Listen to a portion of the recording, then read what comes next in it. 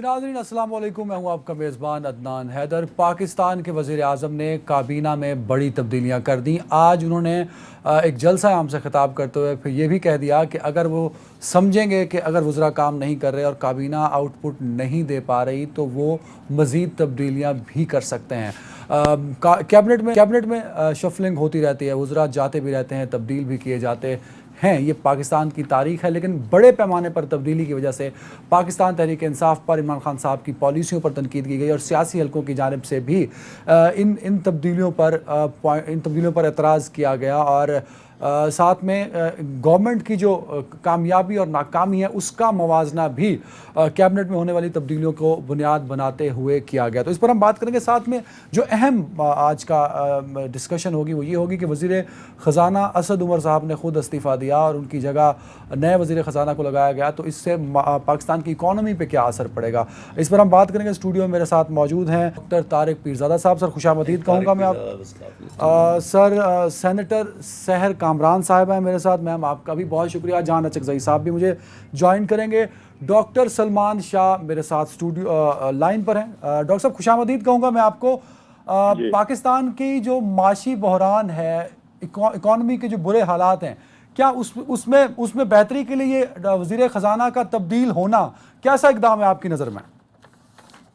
دیکھیں، یہ کرائسس تو پاکستان کا اب خاصے عرصے سے چل رہا ہے، اور یہ بیلنس آف پیمنٹ کرائسس سے شروع ہوا تھا، جو کہ تقریباً ابھی تک وہ پرسسٹ کر رہا ہے، اور اس کے ڈفرینٹ ایلیمنٹس تھے۔ پہلے اسٹیپ میں آپ نے پیسہ اپنے دوستوں سے ریز کیا، پھر دوسرے اسٹیپ میں آپ نے بہت سی پالیسیز کی جس میں ڈی ویلیویشن بھی تھی اور انٹرسٹ ریٹس وغیرہ بھی آپ نے چینج کیے، اور اس کے ساتھ ساتھ اب آپ جا رہے تھے آئی ایم ایف کی طرف، اور آئی ایم ایف کے ساتھ بھی آپ کے نیگوشیشنز جو ہیں اپیرنٹلی وہ کنکلوژن کو پہنچ رہی تھی۔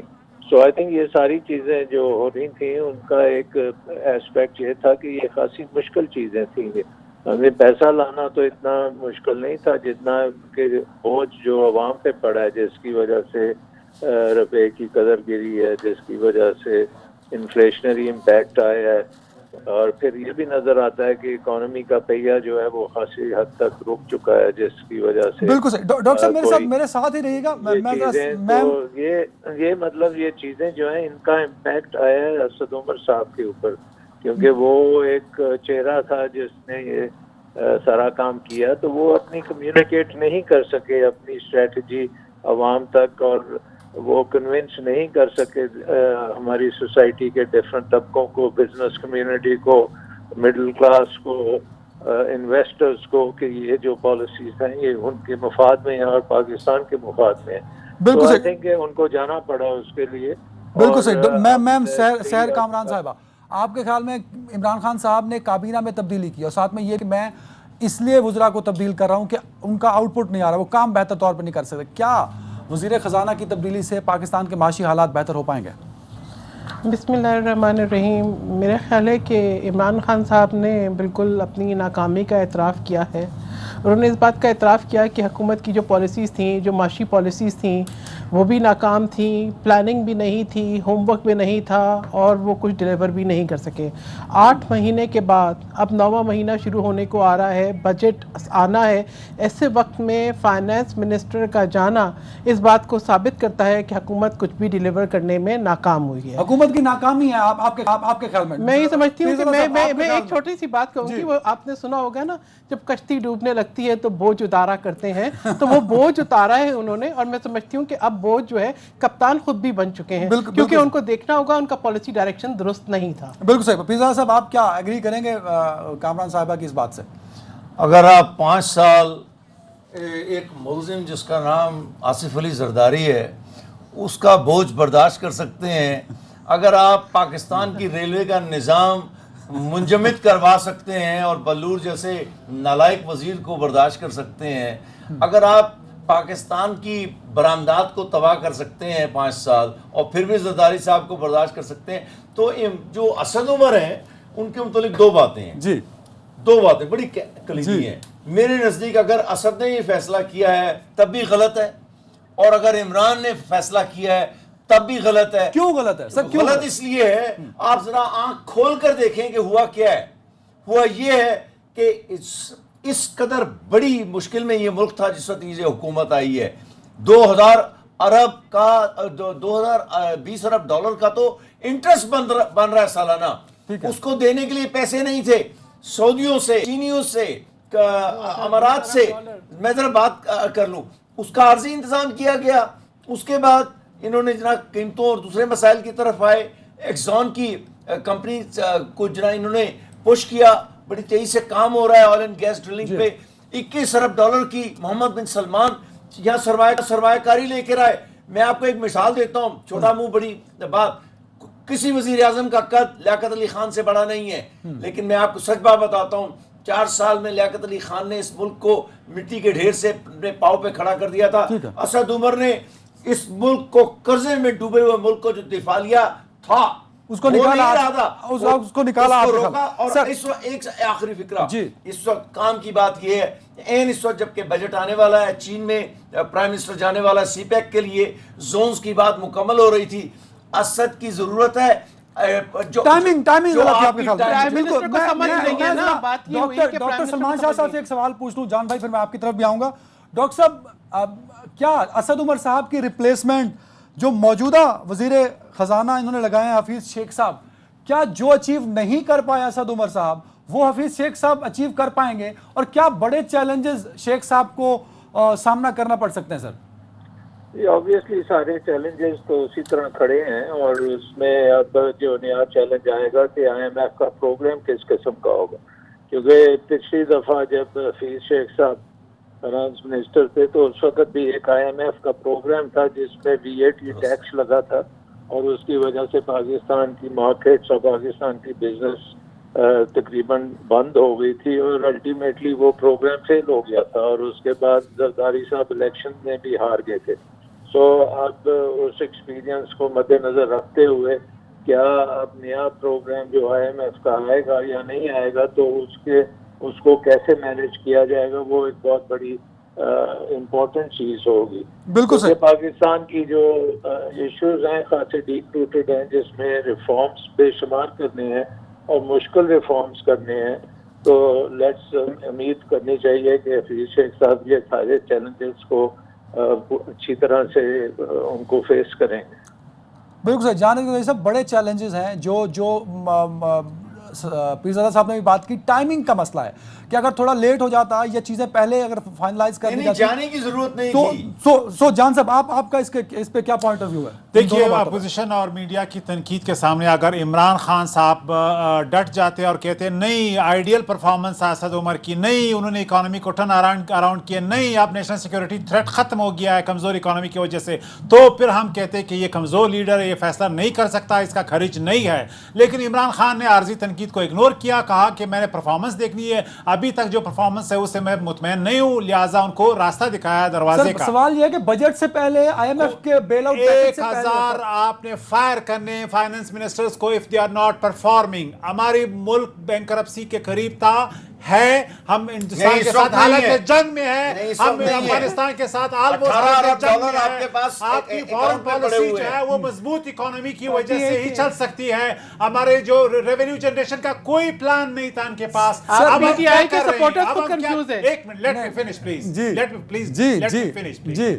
ریونیو جنریشن کا پہلا سال کا گول نہیں دیا, دوسرے سال کا نہیں دیا, تیسرے سال کا نہیں دیا. اگر آپ ریونیو جنریٹ نہیں کریں گے ہم بالکل افورڈ نہیں کر سکتے. تھینکس ٹو آور ڈیفنس اور فارن پالیسی ہم نے دوستوں سے کچھ بلین ڈالرز لیے, لیکن ہم 15 دن میں $1 بلین خرچ کرتے ہیں. 5 سال ہم کیسے گزاریں گے؟ Vision was not there. Sir Kamran صاحب, ہر ایک کا ذمہ دار جان صاحب کہتے ہیں کہ کیونکہ اسد عمر صاحب تھے اس لیے ان کو نکال دیا, بالکل ٹھیک کیا.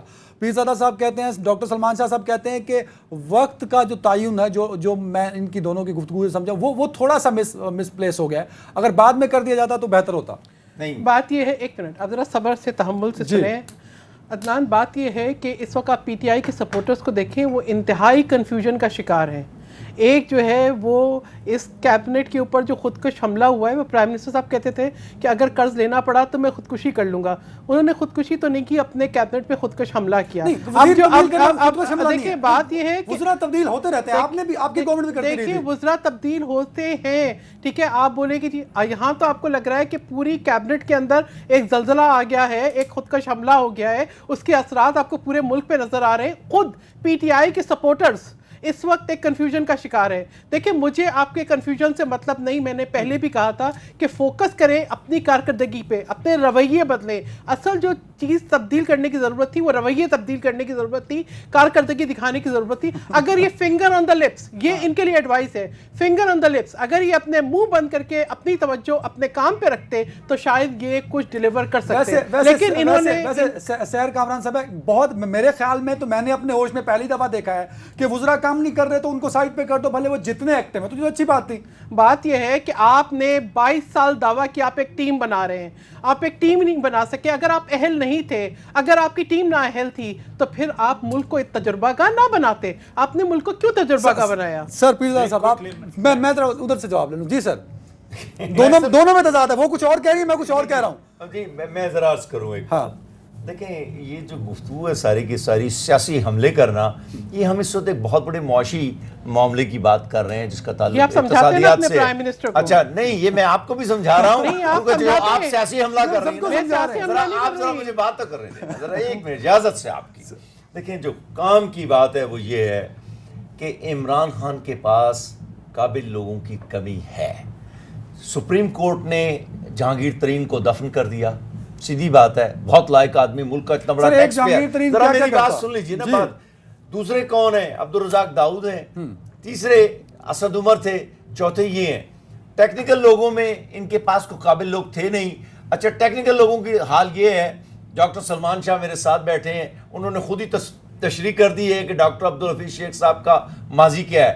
لائق آدمی ہوں گے، ہارورڈ میں پڑھایا ہوگا، لیکن مشرف کے دور میں ناکام تھے. اچھا جتنے بقایا ذرا میں آ رہا ہوں جی، پیپلز پارٹی کی ہی کارنامے ہیں. میں نے ریلوے کو جان سے دے کے ابھی تک کابینہ پوری گیلانی صاحب کی ہے، سارے قرضے ابھی کابینہ پوری گیلانی صاحب کی ہے. مختصر سی دیکھیں، آپ نے اس ملک کو تھوڑا سا استحکام دینے کے لیے موجودہ ٹیم کو کچھ دن اور لے کر چلنا چاہیے تھا. اچھا موجودہ ٹیم سے مراد کون ہے؟ میں نے جن 4 لوگوں کا نام لیا ہے، باقی سرور خان یہ وہ کیا نہیں، مجھے نہیں پرواہ، میں اقتصادیات کی بات کر رہا ہوں. جانا تھوڑا ٹائم دینا چاہیے تھا. کیا امپیکٹ جائے گا اگر کابینہ میں اتنی بڑی تبدیلی کر دی جائے گی؟ دیکھیے پہلی بات یہ کہ ہماری پارلیمانی سسٹم کی یہ ناکامی ہے کہ ہم سمجھتے ہیں جو کانسٹیٹوئنسی جیت کے آیا ہے وہی پاکستان میں ٹیلنٹ کا معیار ہو سکتا ہے. باقی 20 کروڑ عوام نالائق ہیں، ان کے پاس دماغ نہیں ہے، وہ سوچ نہیں سکتے، اور چونکہ وہ پارلیمنٹ کا حصہ نہیں ہے لہٰذا وہ قوم کے لیے کچھ نہیں کر سکتے. لہٰذا یہ جو ہے مائنڈ سیٹ کا مطلب یہ کہ آپ نے ایکسپرٹس نہیں لینے جو جن کی ایک بیک گراؤنڈ ہے. ہم صرف 5 اکانومسٹ پہ فوکس تھے، ہم باقی ٹیلنٹ پول کو ایکسپلائٹ کر پا رہے ہیں کیونکہ وہ ان کی کوئی سی وی نہیں تھی، ماضی میں ان کا تجربہ نہیں تھا اور پارلیمنٹ کا حصہ نہیں تھے. یہ ایک شرمناک رویہ ہے. دنیا میں کہیں بھی اگر پاکستانی ٹیلنٹ ہے ہم اس کو بارو کر سکتے ہیں اگر وہ ٹرن اراؤنڈ کر سکتا ہے. ایک بات. دوسری بات یہ کہ آپ نے یہ دیکھنا ہے کہ ہم صرف ساس اور بہو کے تانے جو ہے اس حکومت کو دیں، عمران خان کو دیں. یہ پیپلز پارٹی کس منہ سے یہ تانے دینا چاہتی ہے؟ آج 40 سال ان کو سندھ میں حکمرانی کے ہو گئے، وہاں پہ انہوں نے کیا دودھ اور شہر کی نہریں بائی ہیں. یہ حکومت اس لیے ہے کہ جمہوریت کے نام پہ انہوں نے ووٹ لیے ہیں. ان کو تو چلتا کر دینا چاہیے تھا. جس طریقے سے انہوں نے تعلیم کا بیڑا غرق کر دیا ہے، ایگریکلچر کا بیڑا غرق کر دیا ہے، کراچی کو ڈبو دیا ہے، ہمارے ریونیو کو آج ہم ریونیو کھوس رہے ہیں کیونکہ کراچی کو انہوں نے ایسا بنایا کہ وہاں سے تانے نظر آ رہے ہیں. لہٰذا ان کی تو کوئی لیگ نہیں ہے، کوئی اخلاقی معیار نہیں ہے کہ وہ تنقید کریں. یہ فیل ہو گیا نیریٹو آپ کا، فیل ہو گیا. پیپلز پارٹی کو گالیاں دے کے ملک نہیں چلے گا، پرفارم کرے. ہم تو آپ کو دیکھیں آپ جو ہے آپ بی آر ٹی کا منصوبہ ہی کمپلیٹ کرتے ہیں. اچھی بات ہے، نوجوان لیڈر ہے نا، نوجوان پہ تنقید نہیں کر سکتا، نئی لیڈرشپ آنی چاہیے. سلمان شاہ صاحب آپ کی جانب بڑھوں گا. سر کیا آپ کو لگتا ہے کہ جو کچھ ڈیلے ہوا، حفیظ شیخ صاحب نے کہا کہ مجھے خود مختار بنایا جائے، مجھے اختیارات دیے جائیں، انہوں نے کچھ تحفظات کا اظہار کیا، किन चीज़ों पे उनको तहफ़्फ़ुज़ था जिस वजह से उनकी जो नोटिफिकेशन थे उसको थोड़ा डिले भी किया गया था, किन चीज़ों पर वो बाख्तियार होना चाहते हैं? सलमान साहब, आपको मेरी आवाज़ आ रही है सर? सर, मैं हफीज़ शेख साहब के हवाले से बात करना चाह रहा हूँ। हफीज़ शेख साहब चाहते हैं कि उनको बाख्तियार किया जाए। इससे मुराद क्या थी उनकी, कि वो किस तरह बाख्तियार होना चाहते थे ताकि वो अपने टारगेट्स को अचीव कर सकें? तो कि उनको अपनी पीटीआई की जो पॉलिसीज हैं उसी के बीच में रह के काम करना पड़ेगा, और बाख्तियार का मतलब ये होगा कि वो जो भी पॉलिसीज वगैरह बनाते हैं। सलमान शाह साहब मेरे साथ ही रहिएगा नाज़रीन, वक्त तक ब्रेक, कब बढ़ते हैं ब्रेक की।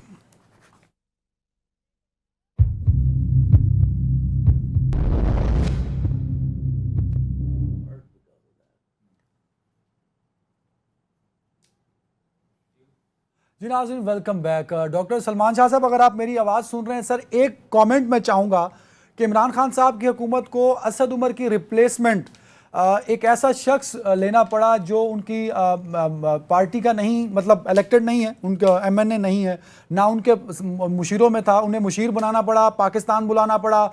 मतलब क्या इकोनॉमी के जो चैलेंजेस हैं इमरान खान साहब की नज़र में या पीटीआई की नज़र में सिर्फ हफीज़ साहब ही कर सकते थे, इसीलिए ये बड़े बड़े स्टेप्स लेना पड़े उनकी खातिर?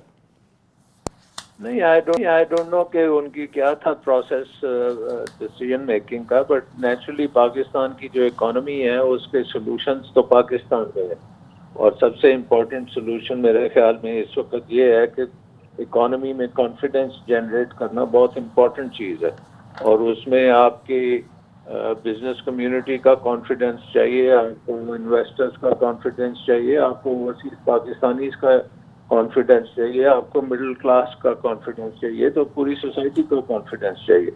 सो आई थिंक कि वो आपको बनाना बहुत ज़रूरी है, और अगर हमारा सरमायाकार और हमारा इन्वेस्टर इन्वेस्ट करेगा, अगर हमारा जो छोटा एसएमईज हैं वो कारोबार चलाएंगे, खरीदो फरोख्त होगी मार्केट्स में, रियल एस्टेट चलेगी, कंस्ट्रक्शन होगी, तो इकोनॉमी का पहिया चलेगा। इस वक्त वो पहिया जो है वो जैम हुआ है, तो उसको आपने खोलना है, और उसके लिए जो भी स्ट्रेटजीज चाहिए वो आपको लानी पड़ेंगी और उनको आपको इम्प्लीमेंट करना पड़ेगा। बिल्कुल सही, बहुत बहुत शुक्रिया डॉक्टर सलमान शाह साहब। मेरे पास टाइम कम था सर, मैंने आपका पॉइंट ले लिया। इमरान साहिबा, बड़े चैलेंजेस हैं, इकोनॉमी चल नहीं रही, सलमान शाह साहब भी यही कह रहे हैं, और जो टारगेट दिए गए असद उमर साहब को वो अचीव नहीं हुए।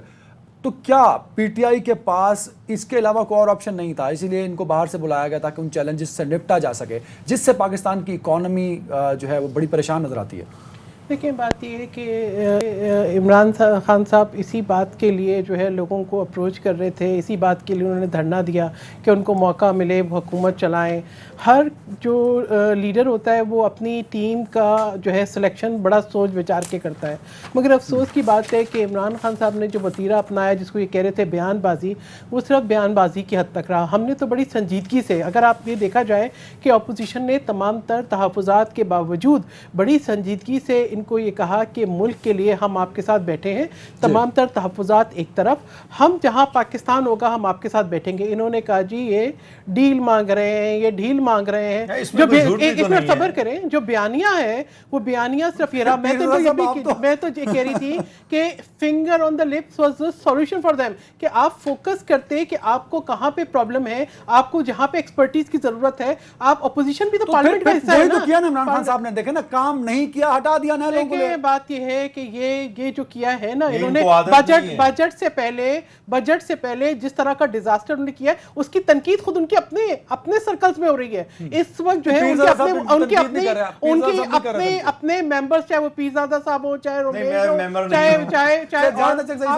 तो वही ना, आपका पूरी हमदर्दियां तो पीटीआई है ना, आपकी हमदर्दियां पीटीआई है। आप ये देखिए इस वक्त सब जो है वो शशोक पंच का शिकार है, समझ नहीं आ रहा प्राइम मिनिस्टर साहब ने किया क्या है। अभी फरमा रहे हैं कि ये जल्दी हो गया। जवाब ले लेते हैं जी पीरज़ादा साहब। देखिए, बात ये है, जहाँ तक मैं हूँ, मैं एक आम पाकिस्तानी शहरी हूँ, और मेरे नज़दीक इमरान की हुकूमत का कामयाब होना पाकिस्तान के कामयाब होने से मुंसलिक है इस वक्त। किसी की भी हुकूमत रहे, फिक्र सही तो किसी नहीं, की मैं भी उनकी हुकूमत- और की बात नहीं कर रहा हूँ।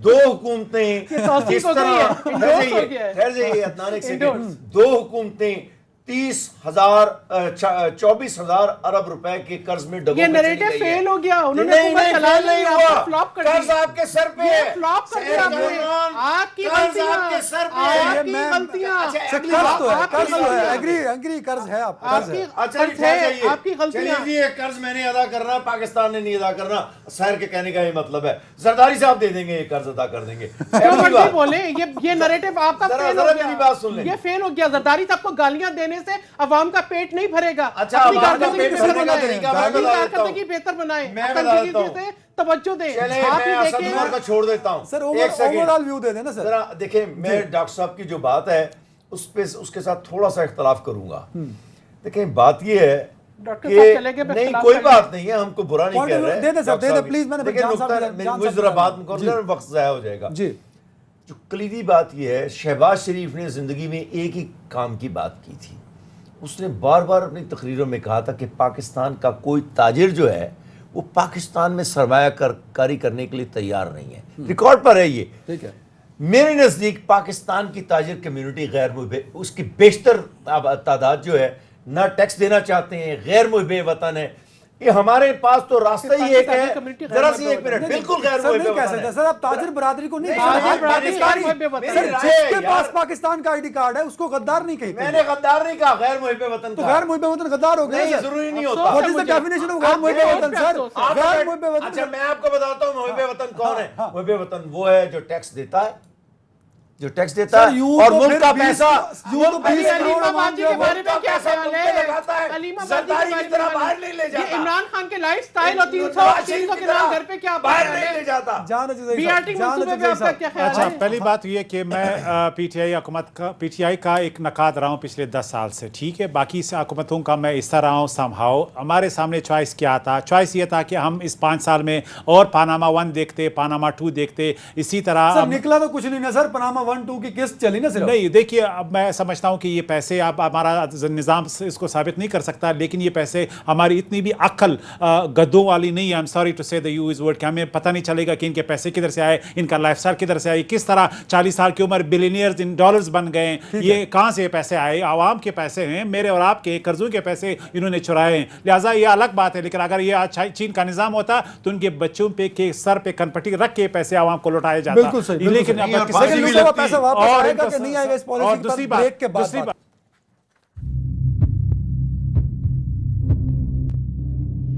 वेलकम बैक नाज़रीन। 8 महीने की हुकूमत है पाकिस्तान तहरीक इंसाफ की तकरीबन, और लगभग 20 से ज़ायद लोग जो हैं वो मुस्ताफ़ी हुए, फिर उनको एडजस्ट किया गया, कुछ अभी तक एडजस्ट नहीं हो सके। अभी भी उम्मीद है कि 2 सूबों में ख़ास तौर पे KPK में और पंजाब में बड़ी तब्दीलियाँ मुतवक्के हैं, और कुछ इत्तलात ये भी हैं कि शायद जून से पहले चीफ़ मिनिस्टर पंजाब को भी तब्दील कर दिया जाए। देखना यह है कि क्या इस पे इम्प्लीमेंट कर पाएंगे, क्योंकि इमरान खान साहब ने 24 घंटों के अंदर वो इकदाम कर दिए जो वो नहीं करना चाह रहे थे।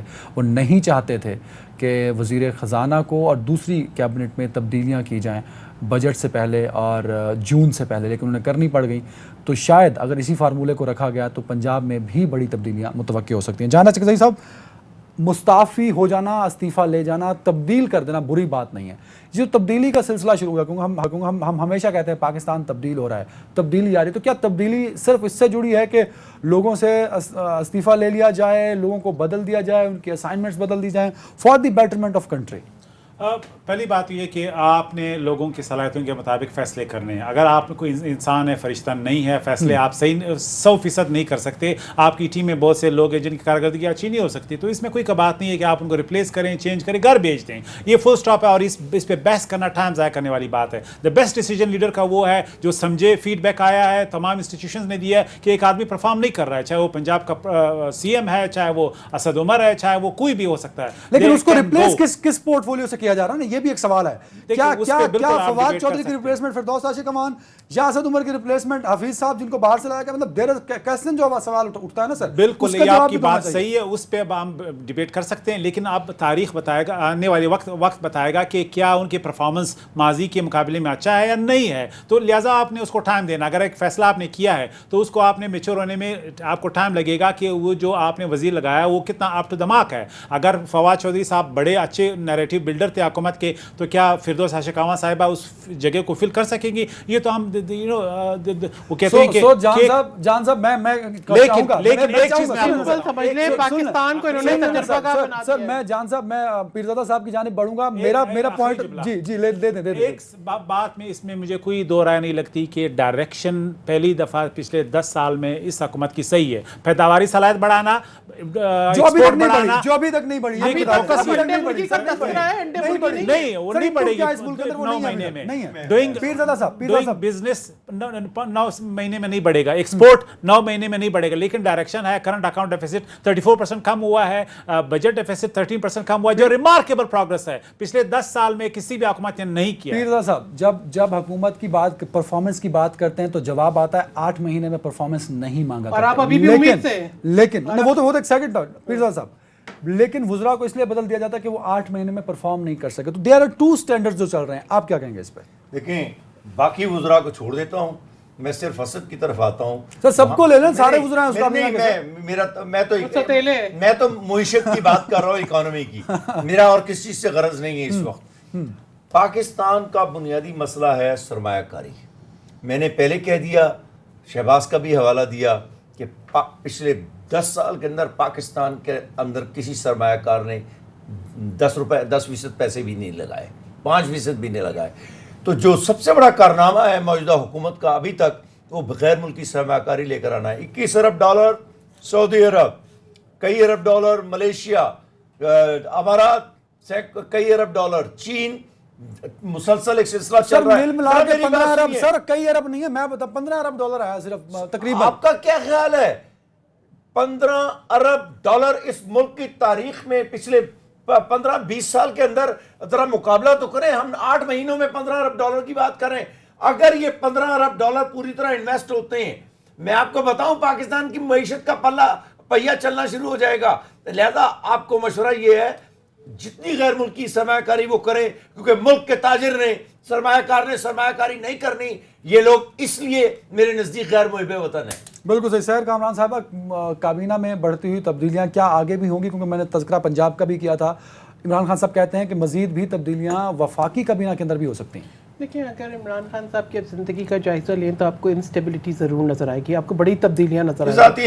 ایک منٹ, ذاتی حملہ ہم نہیں کر رہے ہیں. میں بتا رہی ہوں کہ ہر شخص کا اس کا کریکٹر ہوتا ہے. اب دیکھیں آپ 2 لوگ بات کر رہے ہیں, اب مجھے بات کرنے دیں, تھوڑا سا تحمل بھی رکھیں. یہ چیخنے چلانے کی پالیسیوں نے آج ملک کو اس نہج پہ پہنچا دیا ہے. آپ لوگوں نے پہلے دن سے سوائے الزام تراشی, چیخنا چلانا, نیب کے ریپرزینٹیٹیو بھی آپ, BRT پہ کوئی بات نہیں ہوتی, کوئی آپ کی اپنی رپورٹ آ جاتی ہے 7 بلین کی کک بیک. نہ موجودہ وزیر اعلیٰ گرفتار ہوتا ہے, نہ پرانا وزیر اعلیٰ گرفتار ہوتا ہے. آپ کی نہ سونامی ٹری کے اوپر کوئی انکوائری شروع ہوتی ہے. آپ صاف اور شفاف کی بات کرتے ہیں, پھر اپنے ہیلتھ منسٹر کو کرپشن پہ نکال دیتے ہیں. دیکھیں بات یہ ہے کہ آپ نے تو میم صاحب دونوں کو PTI ترجمان بنا دیا. دیکھیں بات ہے نا, میں نے 2 PTI کے ترجمان, اور آپ کی, اور مسئلہ یہ ہے کہ یہ ان کا انحصار ہے صرف الزام تراشی پہ. الزام تراشی سے آپ نے اس وقت ملک کی انڈسٹری, ملک کی گروتھ, ہر چیز کو ڈیزاسٹر کا شکار کر دیا. اس وقت تو میڈیا بھی جو ہے وہ, آپ صبر کر کے اپنی وینٹیلیٹر پہ اس وقت ملک کی تمام انڈسٹری ہے. آپ نے ٹرسٹ جو ہے انویسٹر کا اس کو شیک کر دیا ہے. آپ نے بیرون ملک پاکستان کا بیانیہ کہ سب چور ہے پاکستان میں, یہ آپ نے بنا دیا ہے. آپ نے یہ نہیں دیکھا, آپ جس کی بات کریں سرمایہ کاری کی, ذرا تحمل کریں. یہ سی پیک کا منصوبہ آج شروع نہیں ہوا تھا. یہ جب آصف علی زرداری نے, ایک منٹ,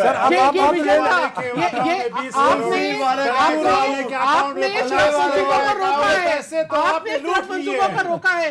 ये जो सऊदी अरेबिया से रिफाइनरी की बातचीत है ये आज शुरू नहीं हुई थी, मतलब ये 2008 से 2007 अरे से जरदारी को तो सऊदी अरब में किसी ने घुसने ही नहीं दिया। ये फजूल बातें आपकी, ये फजूल बातें उन्होंने आपकी धक्के लेके निकाला था नहीं, ऐसा भी नहीं था, ऐसा भी नहीं था। हम ये आप लोगों को फॉरेन पॉलिसी का भी एहसास नहीं है। आपके वजीर आजम गैर संजीदा बयान देते हैं, चाहे वो अफगानिस्तान के मुतालिक हो, वहाँ इंटरिम गवर्नमेंट जरदारी बनाते साहब हैं, ने चाहे 8 वो हिंदुस्तान का मरतबा हो, चीन का कहते दौरा हैं किया मोदी था, जीतेगा तो जाती होगा। मफादात के देखिए लिए। बात यह है कि आप लोग की गैर संजीदगी, आप लोगों की गैर संजीदगी ने मुल्क को नुकसान पहुंचाया। ये आपकी जायदाद PTI के मुतालिक कह रही हैं ये आप। मैं पीटीआई के मुतालिक कह रही हूँ कि पीटीआई की गैर संजीदगी ने, ये मुल्क कोई आपकी जाती जायदाद नहीं है। 8 महीने में आप उसको सिर्फ 8 महीने में आप डिलीवर नहीं आप पीर ज़ादा साहब ने 9वें जवाब- महीने से सिर्फ पहले जाती आपका डिजास्टर प्रॉपर्टी है, है। फिर आप कहते हैं हम उम्मीद से हैं। नहीं, कौन सी उम्मीद है भाई? पीर ज़ादा साहब, और क्या आपने करना 10 चाहते सेकंड हैं? का सिंध जवाब आपने देना। प्लॉटिंग कर दी है सिंध की बदकिस्मती सिंध के से। अंदर इस वक्त प्लॉटिंग हुई है वहाँ पे। कार्डियोवैस्कुलर वहाँ हॉस्पिटल पे से thanks सिंध to के Rangers, सारे सारे पार्क आपने प्लॉट्स बनाए थे, प्लाजे बनाए थे, मलक रियाज को आपने बेच दिया। किस मैम, ब्रेक पे जाना है, मुझे पीर ज़ादा साहब पे तवज्जो दे। आपने इन्वेस्टर्स को जान बेच साहब, डाला है जान कराची और साहब, जाएंगे। हम टॉपिक से हट के फिर सियासी हो जाएंगे सारे। पीर ज़ादा साहब, आपका 10 सेकंड का जवाब, फिर ब्रेक पे जाना है। देखिए जी, एक ही बात है, वो ये है कि अगर आप, चूंकि सियासी हमला हो रहा है ना, आप जरदारी वैसे साहब मैं नहीं के- चाहता था आज सियासी नहीं, हमला हो। लेकिन मैं जवाब दे देता जरदारी साहब से हूँ। मोहब्बत मैं जरा कितनी है इनको? मुझे जरदारी साहब से बहुत पूरी मोहब्बत है। काबीना जरदारी आप साहब की है, उनके सब तमाम जरदारी साहब रह गए। मुकदमात वापस ले लें, नैब की तहकीकात रुकवा दें, और उसके बाद शहर कामरान एक कसीदा पढ़ेंगी इमरान खान की शान में, इसी स्टेज पर, आपसे इसी किसी जगह ने पर ये बैठकर। कहा। ये हकायक हैं। मैं इमरान खान का कसीदा कभी भी नहीं पढ़ूंगी, आप बेफिक्र रहिए। ये आप तसल्ली रखें, जरदारी साहब की पूरी काबीना आपने ले ली और आपने तस्लीम कर लिया कि उनके पास बेहतर बिल्कुल काबीना सही। थी। ठीक है, बिल्कुल सही। आप नाज़रीन, अपने- वक्त तो एक ब्रेक का बढ़ता है।